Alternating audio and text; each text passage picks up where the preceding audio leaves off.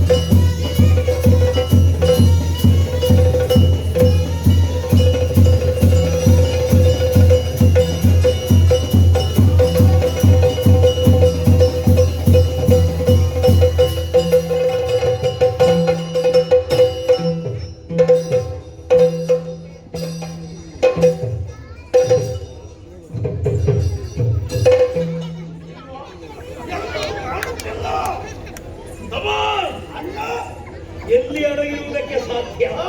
ಈ ಜಲದಲ್ಲೇ ಇರಬೇಕು. ಕುಡುಕಾಲ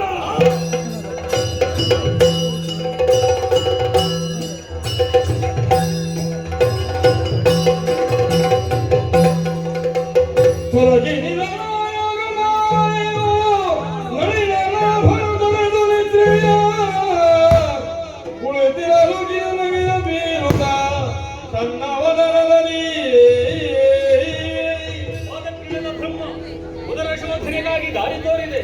ಉದರ ಶೋಧನೆಯ ಬಳಿಕ ಹೊರಬಂದು ನಡೆದಂತಹ ಘಟಿತ ಘಟನೆಯಿಂದ ವಿಚಲಿತ ಮನಸ್ಕನಾಗಿದ್ದಾನೆ, ಭೀತಿಗೊಳಗಾಗಿದ್ದಾನೆ. ಖಡಿಗರಿ ಇರುವವರ ಉಪಟಳ ಹೆಚ್ಚಾಗುತ್ತಾ ಇದೆಯಂತೆ. ನೋಡೋಣ ನೋಡೋಣ.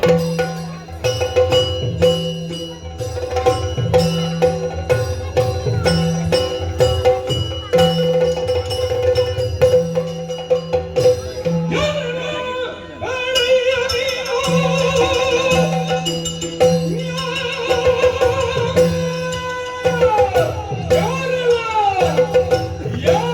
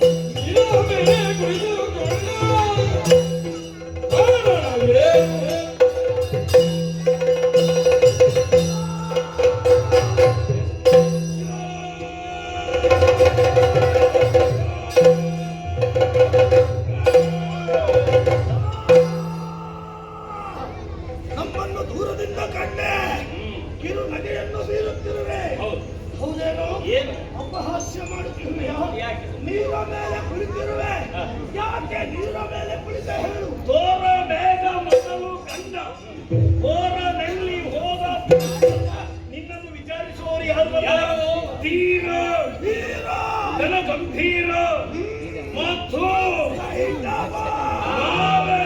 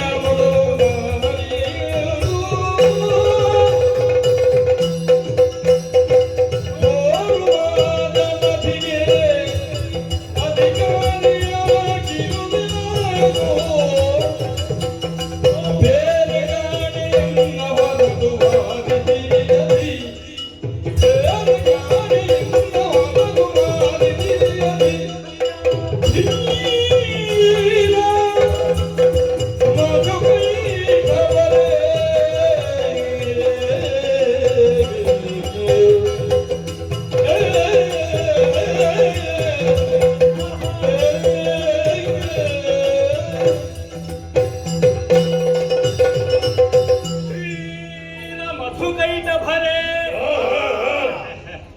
ಭೂರಿ ತೋಷವಾಂತೆ ದಿಟವು.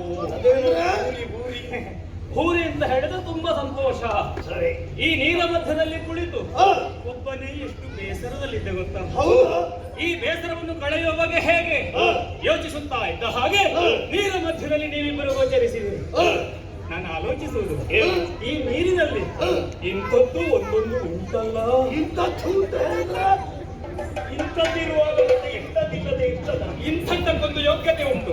ಮೊದಲು ಇದ್ದದ್ದು ಇದೆ, ಆ ಬಳಿಕ ಕಾಣಿಸಿಕೊಂಡಂತಹ ದೀರ್ಘದೇಹಿಗಳು ನೀವು. ಹಾಗಿದ್ರೆ ನನಗೆ ಯೋಗ್ಯತೆ ಇಲ್ಲ ಅಂತ ಇಲ್ಲ ಲೆಕ್ಕಾಚಾರ. ನಿಮ್ಮ ಆರ್ಭಟ ಕೇಳುವಾಗ ಆ ಯೋಗ್ಯತೆ ಇಲ್ಲ ಅಂತ ಸ್ಪಷ್ಟ ಆಗ್ತದೆ. ನಿನಗೆ ಆರ್ಭಟ ಹಾಕುವ ಹಣೆ ಬರಹವೇ ಇಲ್ಲ. ಇಲ್ಲ ಇಲ್ಲ, ನಮಗೆ ಆ ಯೋಗ್ಯತೆ ಇದ್ದ ಕಾರಣ ನಾವು ಆರ್ಭಟ ಸುಮ್ಮನೆ ಆರ್ಭಟಕ್ಕೆ ಯಾವ ಬೆಲೆಯೂ ಇಲ್ಲ.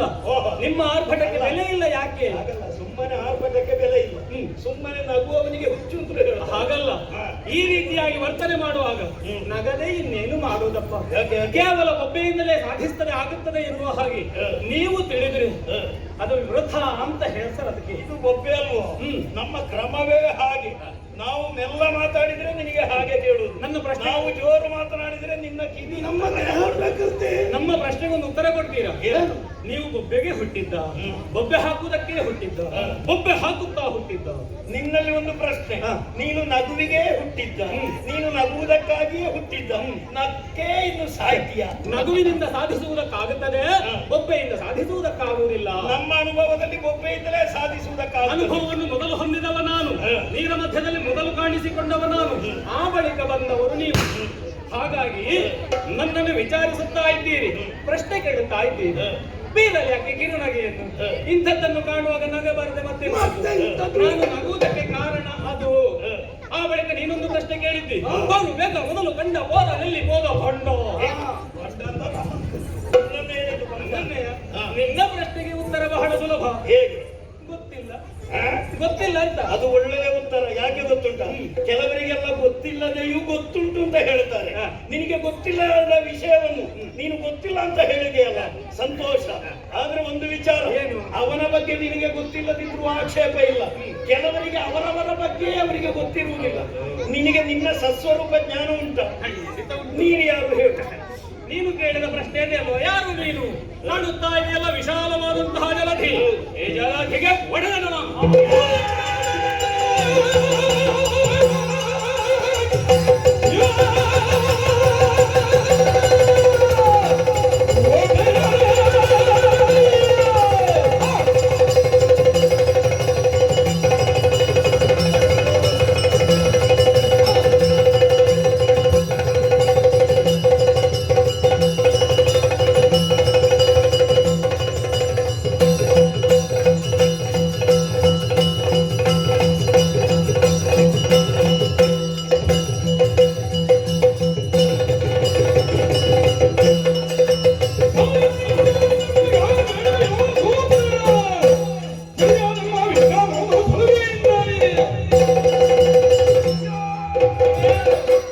ಜಲಧಿಗೆ ಒಡೆಯದಿರೋ ಹೌದು ಅಂತಾದ್ರೆ ಮೊದಲಿದ್ದವ ಪಿಡಿಯ ಅವನಿಗೆ ಆಯ್ತು.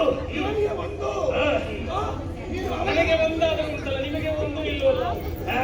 ನನಗೆ ಒಂದಾದರೂ ಉಂಟು, ನಿಮಗೆ ಒಂದು ಇಲ್ವಲ್ಲ? ನಮ್ಮ ಒಂದು ನಿನಗೆ ಕಾಣುತ್ತಿಲ್ಲ. ಇಲ್ಲ ಇಲ್ಲ, ಈಗ ಇಲ್ಲಿ ನೋಡು, ಅದು ಉಂಟು. ಈಗ ಇಲ್ಲಿ ನೋಡು. ಅದರ ಒಳಗೆ ಏನೂ ಇಲ್ಲ ಅಂತ. ನಾವು ಮೊದಲು ಕಂಡಂತಹ ಕೋರನನ್ನ ನೀನು ತೋರಿಸದೆ ಹೋದ್ರೆ ಅಲ್ಲಿಗೆ ಹಲ್ಲು ತಾಗದ ಹಾಗೆ ನಿನ್ನನ್ನು ತಿಂದು ನೀರು ಕುಡಿಯುತ್ತೇವೆ. ಆಗುವುದಿಲ್ಲ.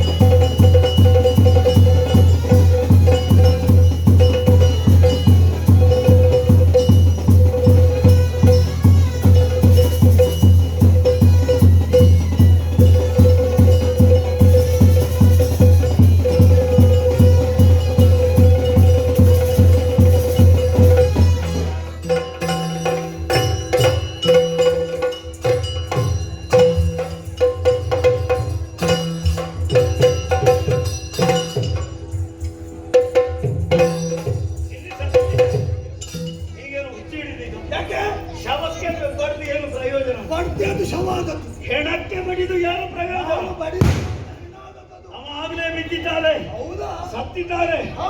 ತಡ ಮಾಡುವುದಲ್ಲ. ನೀನು ತಲೆಯಿಂದ ತಿನ್ನುವುದಕ್ಕೆ ಪ್ರಾರಂಭಿಸು, ಹಾ. ನಾನು ಕಾಲಿನಿಂದ ತಿನ್ನುವುದಕ್ಕೆ ಪ್ರಾರಂಭಿಸ. ನನಗೆ ತಲೆ ತಿಂದು ಅಭ್ಯಾಸ ಇಲ್ಲ. ಹಾಗಿದ್ರೆ ನೀನು ಕಾಲು ತಿಂದು ನಾನು ತಲೆ ತಿನ್ನು. ಹಾಗಾಗುವುದಿಲ್ಲ. ಕಾಲಿನಲ್ಲಿ ಮಾಂಸ ಇಲ್ಲ. ಹಾ. ಒಂದು ಹೇಳುತ್ತೇನೆ, ಏನು? ಇಬ್ಬರು ಪರಸ್ಪರ ಎಳೆಯೋಣ. ಒಂದು ಕಾಲಲ್ಲಿ ನಾನು ಹಿಡಿಯುವುದು. ವಿಪರೀತ ಆಯಾಸವಾಗಿದೆ. ಹಾ. ಈಗ ನಾವು ತಿಂದ್ರೆ ಹಾ. ಆತ ಹೇಳಿದ ಹಾಗೆ ಹಾ. ಗಂಟಲಲ್ಲಿ ಸಿಲುಕಿಕೊಳ್ಳುವುದಕ್ಕೆ ಸಾಧ್ಯ. ಹಾ. ಹಾಗಿದ್ರೆ ನಾವು ಹಾ. ಪಾಲು ಮಾಡಿ ತಿನ್ನಬೇಕು. ಹೇಗೆ? ಈಗ ತಿನ್ನುವುದಲ್ಲ, ಮತ್ತೆ? ಒಂದು 3 ದಿನ ಜಲದಲ್ಲೇ ಇರಲಿ, ಹಾ. ಆಮೇಲೆ ನಾವು ಪಾಲು ಮಾಡಿ ತಿನ್ನಬೇಕು. ಹಾ. ಹೇಗೆ ಪಾಲು ಮಾಡುವುದು? ಕಾಲಲ್ಲಿ ನಾನು ಹಿಡಿಯುವುದು, ಹಾ. ಕೈಯಲ್ಲಿ ನೀನು ಹಿಡಿಯುವುದು. ಹಾ. ಎಳೆಯುವುದು. ಹಾ. ಎಷ್ಟು ಬರ್ತದೋ ಅಷ್ಟು. ಹಾಗೆ ಬೇಡ. ಮತ್ತೆ ಹಾಗೆ ನಾವು ಮಾಡಿದ್ರೆ ನಿನಗೆ ಕೈ ಮಾತ್ರ ಬರ್ಬೋದು. ನನಗೆ ಸೊಂಟದಿಂದ ಕೆಳಗಿರುವ ಮಾಂಸ ನಿನಗಾಗ್ತದೆ, ಹಾ. ಸೊಂಟದಿಂದ ಮೇಲಿರುವ ಮಾಂಸ ನನಗೆ. ಹೌದಾ? ಅದಾಗುವುದಿಲ್ಲ. ಹಾ. ನಾವಿರುವರು ಶರೀರದ ಹಾ. ಪ್ರತಿಯೊಂದು ಅಂಗಗಳ ಹಾ. ರುಚಿಯನ್ನು ನೋಡಬೇಕು ಅಂತಾದ್ರೆ ಅದಕ್ಕಾಗಿ ಸುಲಭದ ಹಾಗೆ ಉಂಟು. ಹೇಗೆ? ಅವನ ಎಡಗೈಯನ್ನು ಮತ್ತು ಎಡಗಾಲನ್ನು ನಾನು ಹಿಡಿಯುವುದು, ನಾನು ಬಲಗೈ ಮತ್ತು ಬಲಗಾಲನ್ನು ನೀನು ಹಿಡಿಯುವುದು. ಈರುವರು ವಿರೋಧ ದಿಕ್ಕಿಗೆ ಅವನನ್ನು ಬಸಕ್ಕ ಹೇಗೆ? ಬಸಕ್ಕ ಹೇಳಿ. ಅವರವರಿಗೆ ಎಷ್ಟು ಯೋಗ ಉಂಟು. ಹಾ. ನಿನಗೆ ಹೆಚ್ಚು ಬಂದ್ರೆ ನಿನಗೆ, ಹಾ. ನನಗೆ ಹೆಚ್ಚು ಬಂದ್ರೆ ನನಗೆ. ಮತ್ತೆ ಪಾಲು ಕೇಳಬಾರ್ದು. ಮತ್ತೆ ಆಮೇಲೆ ಯೋಚನೆ ಮಾಡುವುದಕ್ಕಿಲ್ಲ. ಹಾ. 3 ದಿನ ಕಳೆದಾಗ ಮತ್ತು ನಮಗೆ ಲಾಭ ಆಗ್ತದೆ. ಹೇಗೆ? ಇವನ ಶರೀರ ಇಷ್ಟು ದೊಡ್ಡದಾಗ್ತದೆ, ಹಾ, ಹಾ. ಊದಿಕೊಳ್ಳುವುದಕ್ಕೆ ಸಾಧ್ಯ ಉಂಟು, ಸರಿ. ತಿನ್ನುವುದಕ್ಕೆ ಹೆಚ್ಚು ಸಿಗ್ತದೆ. ಹಾ. ಮತ್ತೆ ಹಾ. ಹೊಳೆಯುವುದಕ್ಕೂ ಸಾಧ್ಯ ಉಂಟು. ಹೊಳೆತಾಗ ಹೊಳೆತಾಗ ಪರಿಮಳ ಹೆಚ್ಚು ಬರುವುದಕ್ಕೆ ಮತ್ತೇನು ಬರ್ತದೆ? ಮತ್ತೆ ಹುಳಗಳೆಲ್ಲ ಅಂಟಿಕೊಳ್ಳುವುದಕ್ಕೆ ಸಾಧ್ಯ. ಹೇಗೆ ತಿಂತಿ? ನಮಗೆ ತಿನ್ನುವುದಕ್ಕೆ ಹೆಚ್ಚು ಸಿಗುತ್ತದೆ. ಹೌದೌದು, ತಿನ್ನು. ನೀನು ತಿನ್ನುತ್ತಿ, ಮುಖದಲ್ಲೆಲ್ಲ ಇರ್ತದೆ ಪರಿಮಳ. ನಾನು ಅದನ್ನು ನೆಕ್ಕಿ ನೆಕ್ಕಿ ನೆಕ್ಕಿ ತಿಂತೆ. ಈಗ ಬೇಡ, ನಾವು ತಿಂದೇ ಅನುಭವಿಸುವ. ಆದ್ರೆ 3 ದಿನಗಳ ಕಾಲ ವಿಶ್ರಾಂತಿಗಾಗಿ ಜಲದಲ್ಲಿ ಅಂಗಾತ ಬಿದ್ದುಕೊಳ್ಳೋಣ.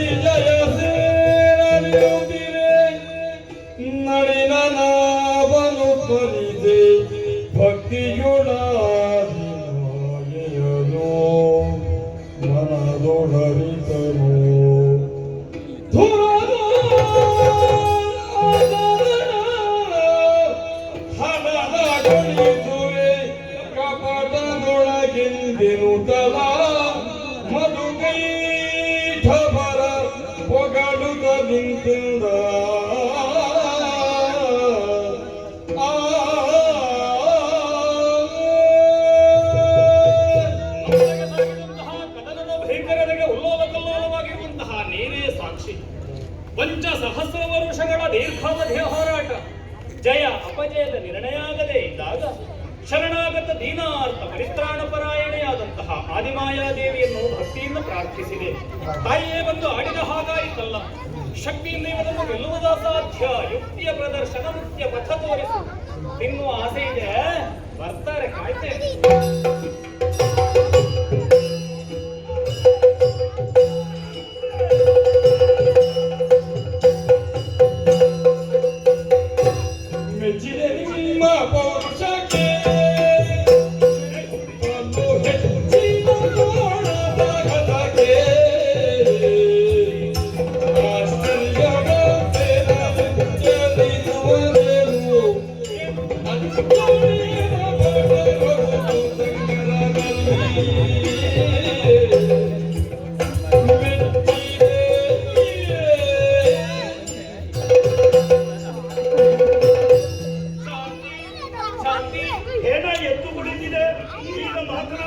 ಪ್ರಾರಂಭ ಮಾಡಿದೆ.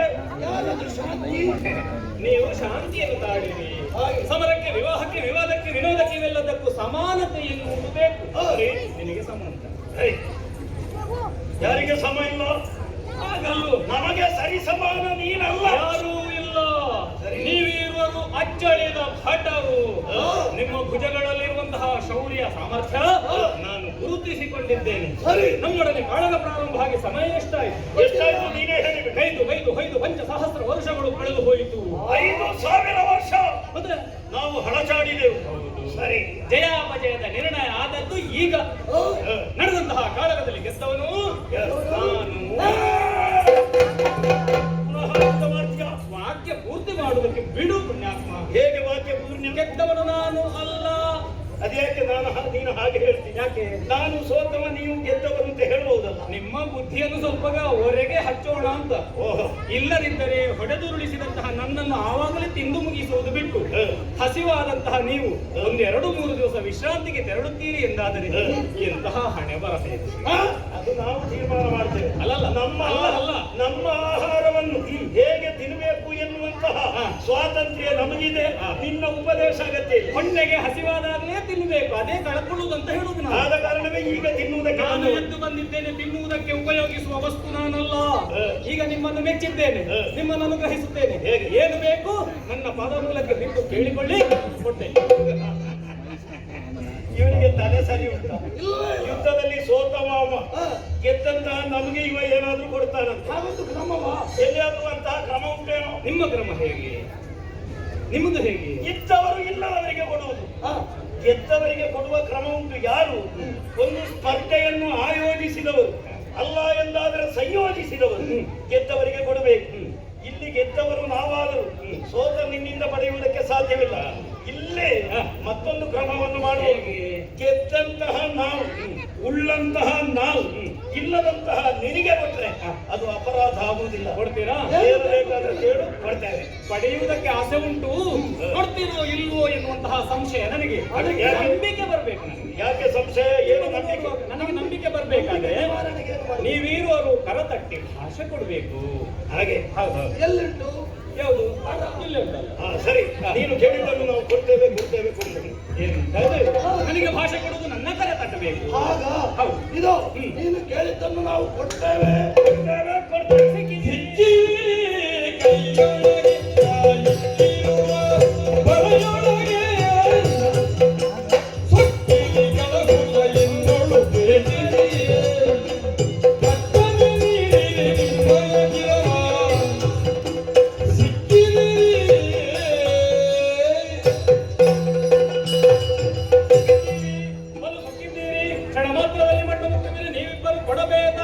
ತಕ್ಷಣ ನಿಮ್ಮಿಬ್ಬರ ಪ್ರಾಣ.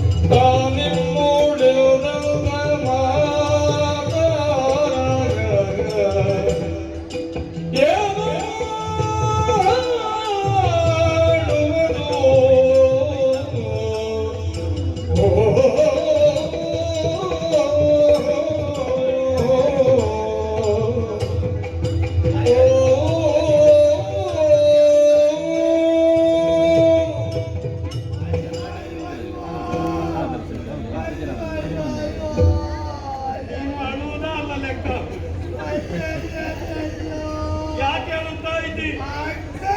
ಏನು? ಜಾಣತನದಲ್ಲಿ ವಂಚಿಸಿದ, ಮೊದಲಾಗಿ ಮಾತನ್ನು ಪಡೆದುಕೊಂಡ, ಆಮೇಲೆ ಪ್ರಾಣವನ್ನು ಕೇಳಿದ. ಆಡಿದ ಮಾತಿನಂತೆ ಪ್ರಾಣ ಕೊಡಬೇಡುವ, ಕೊಟ್ಟು ಬಿಡು. ಯಾರು? ನೀನು. ಅಣ್ಣ ಮೊದಲು ಅಣ್ಣ ಹೋಗಬೇಕಾ ತಮ್ಮ ಹೋಗಬೇಕಾ? ಶಾಸ್ತ್ರ ಏನೂ ಇಲ್ಲ, ಈಗ ಎಳೆಯದ್ದೇ ಬೇಗ ಹೋಗುವುದು. ಮೊನ್ನೆ ಬಂದದ್ದಕ್ಕೆ ಹೆಚ್ಚು ಹೋದದ್ದು ಹಳೆಯದ್ದೇ. ಯಾರು ಹೇಳಿದ್ದು? ನಾನು ಹೇಳುದು. ಅಣ್ಣ ಹೆಚ್ಚು ಹೊರಗಡೆ ತಿರುಗಾಡಿದವರೇ ಹೋಗುದು. ನನಗೆ ಸಾಯುವುದಕ್ಕೆ ಮನಸ್ಸಿಲ್ಲ, ಮತ್ತೆ ನನಗೆ ಮನಸ್ಸುಂಟು ಅಂತ ನೀನೇ ಹೇಳುದ? ಅಣ್ಣ ತಮ್ಮ ಬದುಕಬೇಕು ಅಂತ ಮನಸ್ಸಿಲ್ವ ನಿನಗೆ? ದೇವರಾಣೆ ಉಂಟು, ನಮ್ಮ ತಮ್ಮ ಬದುಕಬೇಕು ಅಂತ ಈ ಅಣ್ಣನಿಗೆ ಉಂಟು. ಅದಕ್ಕಿಂತಲೂ ಹೆಚ್ಚಾಗಿ ಈ ಅಣ್ಣ ಬದುಕಬೇಕು ಅಂತ ಉಂಟು. ಏನು ಮಾಡುದು? ನೀನು ಸ್ವಾರ್ಥಿ. ನೀನು ಸ್ವಾರ್ಥಿ. ಪ್ರಪಂಚದ ಪ್ರತಿಯೊಬ್ಬರು ಸ್ವಾರ್ಥಿಗಳೇ. ಹೌದಾ? ಯಾರು ಇನ್ನೊಬ್ಬರಿಗೆ ಬೇಕಾಗಿ ತ್ಯಾಗ ಮಾಡುವರು ಇಲ್ಲ, ಎಲ್ಲ ಅವರವರಿಗೆ. ಆಗ ಹೇಳಿದ್ದಿ ತಮ್ಮ ನಿನ್ನಲ್ಲಿ ಮೋಹ. ಮೋಹ ಎನ್ನುವುದನ್ನ ನಾಟಕ. ನನ್ನನ್ನು ಬಿಟ್ಟರೆ ನಿನ್ನಲ್ಲಿಯೇ ಮೋಹ. ಆವಾಗ ಹೇಳಿಲ್ಲ ನೀನು. ಅದು ಯಾಕೆ ಹೇಳುದು? ಈಗ ಹೇಳಬೇಕಲ್ಲ. ಈಗ ನನಗೆ ಬದುಕಿ ಉಳಿಬೇಕು. ಇನ್ನೊಂದು ಕಾಲಕ್ಕೆ ಬದಲಾವಣೆ. ನಾವು ಹೀಗೆ ಮಾಡೋಣ. ಅವ ಕೇಳಿದ್ದು ಪ್ರಾಣ, ಪ್ರಾಣವನ್ನು ಕೊಟ್ಟು ಬಿಡುವ, ನಾವು ಉಳಿತೇವಲ್ಲ ಸಾಕು. ಒಂದು ಸಂತೋಷ, ನಿನ್ನ ತಲೆಯಲ್ಲಿ ಏನು ಇಲ್ಲ ತವ ಹೇಳಿದ್ದು ಸತ್ಯ. ಯಾಕೆ ಮತ್ತೆ ಎಂತದ್ದ? ಏನು? ಪ್ರಾಣ ಹೋದ್ರೆ ಜೀವ ನಡೆದಾಡುವುದು ಹೇಗೆ? ಇಲ್ಲಿ ಬಾ. ಏನು ಮಾಡುವುದು ಈಗ? ಪ್ರಾಣವು ಉಳಿಬೇಕು. ಇವನಿಗೆ 4 ಏರಿಸಿ ನಾವು ಈ ನೀರಿನಲ್ಲಿ ಓಡಿ ಬಿಡುವ. ಅವ ಹಿಂದೆಟ್ಟಿಕೊಂಡು ಬಂದ್ರೆ ಎಲ್ಲಿಗೆ ಓಡು? ಏನು ಮಾಡುವುದು? ನನಗೆ ಪ್ರಾಣ ಉಳಿಯುವುದಕ್ಕಾಗಿ ಹೀಗೆ ಮಾಡುವ. ಹೇಗೆ?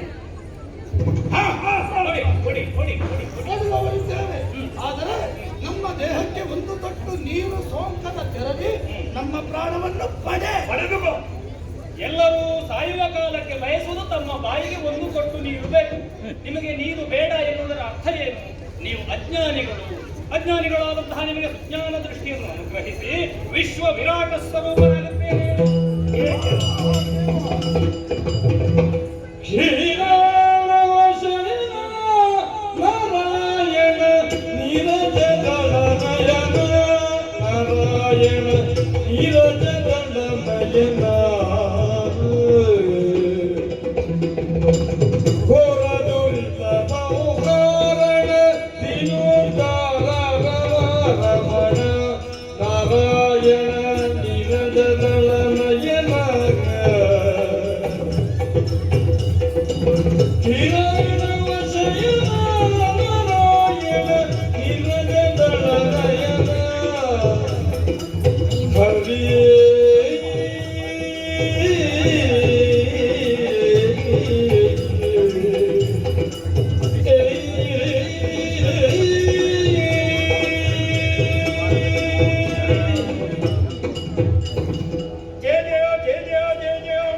ನಿನ್ನದಾದಂತಹ ಈ ವಿಶ್ವ ವಿರಾಟ ಸ್ವರೂಪವನ್ನು ಕಂಡಾಕ್ಷಣ ನಮಗೆ ಸತ್ಯ ದರ್ಶನವಾಗಿದೆ. ಇದುವರೆಗೆ ಅಜ್ಞಾನದ ಅಂಧಕಾರದಲ್ಲಿಯೇ ನಾವು ವ್ಯವಹರಿಸಿದವರು, ಈಗ ನಮಗೆ ಸುಜ್ಞಾನ ಪ್ರಾಪ್ತವಾಗಿದೆ. ನಾವು ಮಾಡಿದಂತಹ ಅಪರಾಧ ಏನು ಎಲ್ಲವೂ ನಮಗೀಗ ವೇದ್ಯವಾಗಿದೆ. ಓ ಪ್ರಭು, ಓ ಪ್ರಪಂಚದ ತಂದೆ, ನಾವು ಮಾಡಿದಂತಹ ಅಪರಾಧಗಳಿಗೆ ಕ್ಷಮೆಯನ್ನು ಕೊಟ್ಟು ನಿನ್ನ ಮಕ್ಕಳನ್ನು ಕೊರೆಯಬೇಕು ಎನ್ನುವ ನಾರಾಯಣ ನೀರಜದಳನಯನ ಮಾಧವ ಅಚ್ಯುತ ಮುಕುಂದ ಕೇಶವ ಜಯ ಜಯ ಜಯ ಜಯ. ಜನಕ, ಈ ಪ್ರಪಂಚದಲ್ಲಿ ನಾವು ನಮ್ಮ ಹೆಸರು ಸ್ಥಾಯಿಯಾಗಿ ಉಳಿಯಬೇಕು. ಸೂರ್ಯ ಚಂದ್ರನಿರುವವರೆಗೆ ನಮ್ಮ ಹೆಸರು ಅಜರಾಮರವಾಗಿ ಉಳಿಯುವ ಹಾಗೆ ಕೃಪೆಬೀರು ಪ್ರಭು, ಕೃಪೆಬೀರು. ಮಕ್ಕಳೇ, ನಿಮಗೆ ಅಭಯವನ್ನು ಕರುಣಿಸಿದ್ದೇನೆ. ನನ್ನ ಕರ್ಣ ಕಿಲ್ಬಿಷದಿಂದ ಕಾಣಿಸಿಕೊಂಡವರು ನೀವುಗಳು. ನಿಮ್ಮ ಹೆಸರು ಶಾಶ್ವತವಾಗಬೇಕು ಎನ್ನುವ ಹಾಗಿದ್ದರೆ ಮಧುವಾದಂತಹ ನಿನ್ನನ್ನು ಕೊಂದು ಮಧುಸೂದನ ಅನ್ನಿಸುವನಿದ್ದೇನೆ. ಕೈಟಭನಾದಂತಹ ನಿನ್ನನ್ನು ಅಳಿಸಿ ಕೈಟಭಾಂತಕನಾಗುತ್ತೇನೆ. ನಿಮ್ಮ ಆಸೆಯ ಹಾಗೆ ನಿಮ್ಮ ದೇಹಕ್ಕೆ ಒಂದು ಬಿಂದು ನೀರು ಶೋಕದ ತೆರದಲ್ಲಿ ನಿಮ್ಮ ಪ್ರಾಣವನ್ನು ಹೀರುವಂತಹ ಬಗೆ ಹೇಗೆ ಬಲ್ಲಿರ? ನನ್ನ ಜಂಘೆಯನ್ನೇ ವಿಶಾಲಗೊಳಿಸುವುದರ ದ್ವಾರ ನಿಮ್ಮಿಂದ ದೊರೆತಂತಹ ಮೇಧಸ್ಸನ್ನು ಜಲಧಿಗೆ ಹಾಸುವುದರ ಮೂಲಕವಾಗಿ ನೂತನವಾಗಿ ನಿರ್ಮಾಣಗೊಂಡ ಧರೆಗೆ ಮೇದಿನಿ ಎನ್ನುವಂತಹ ಶುಭ ನಾಮವನ್ನಿರಿಸ್ತೇನೆ. ಹೀಗೆ ಬನ್ನಿ ಮಕ್ಕಳೇ. ಜಯ ಜಯ ಜಯ.